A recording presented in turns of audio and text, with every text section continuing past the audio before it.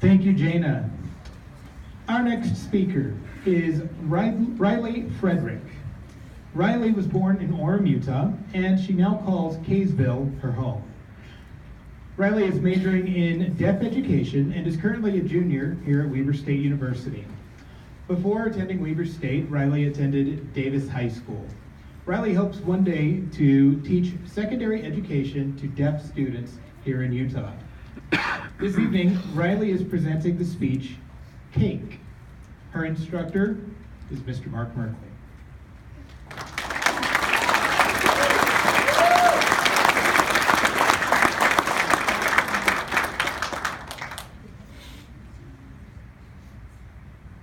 I stand in firm affirmation of the resolution stated, I cannot have my cake, I need it too. Contention 1.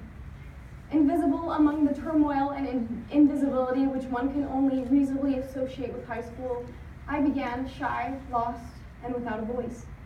Embarrassments to the name of gender equity pounded at my door every second of every day to the point of utter pulverization.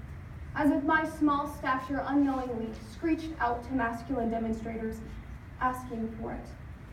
Now, just like any competitive-natured extracurricular overwhelmed by male suitors, debate was the perfect opportunity to validate persuasion and authority for those who were assigned that role at birth. Unfortunately for me, my roles and my interests did not align. Now, when I say asking for it, I mean that I'm supposedly asking to be humiliated and doubted constantly, because if not interrupted every 2 seconds, how could you possibly know that I know what I'm debating about? These are topics that are deliberated in depth, after all. According to Griffin and Rader 89, girl debaters are less likely to be voted for. One of the judges that they interviewed said, and I quote, I don't usually vote for girl debaters because debate is really a boys' activity. I'm surprised by your ability to handle these issues. Women are told time and time again in debate that our voices are too high or that our dress was too bright so we didn't get the win.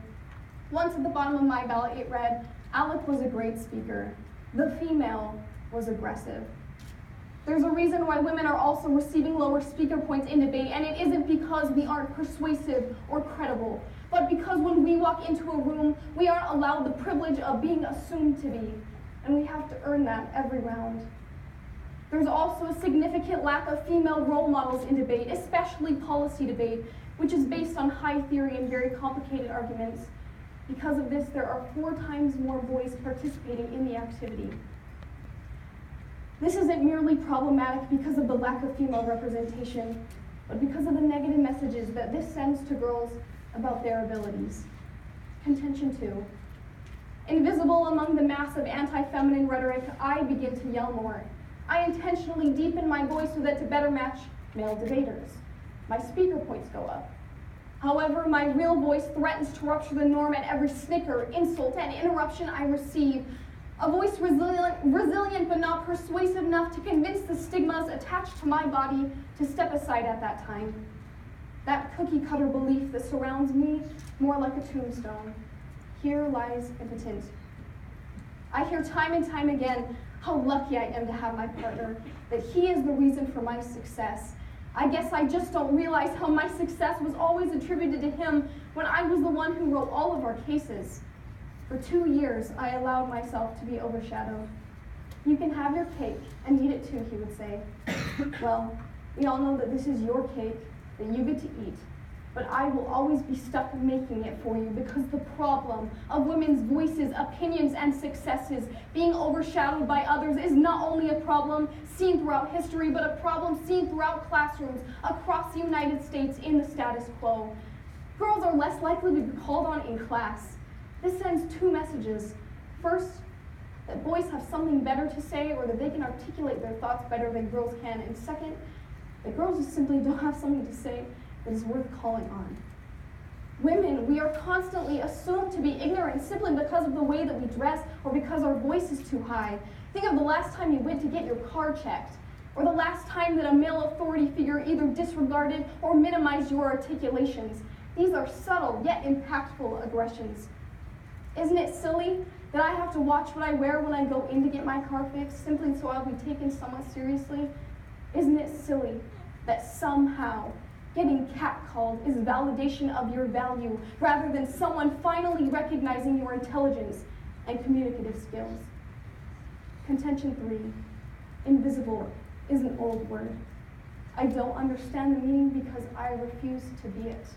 I now associate my voice with femininity, yelling deeply with femininity. I used to be a girl trying to sound like a man, but now I'm a girl who speaks like a woman.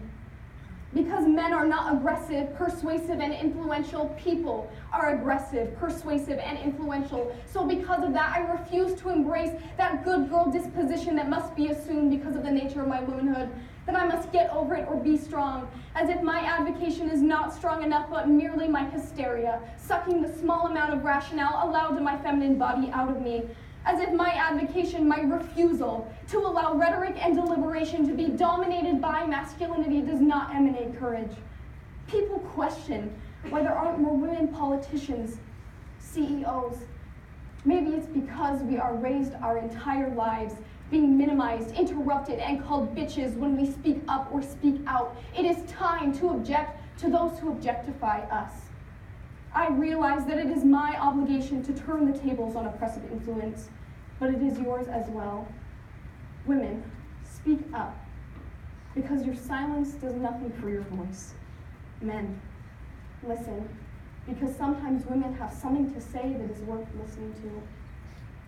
But I also realize that our attempt to create change has been morphed into a story about a stereotypically weak woman who cries when boys are mean.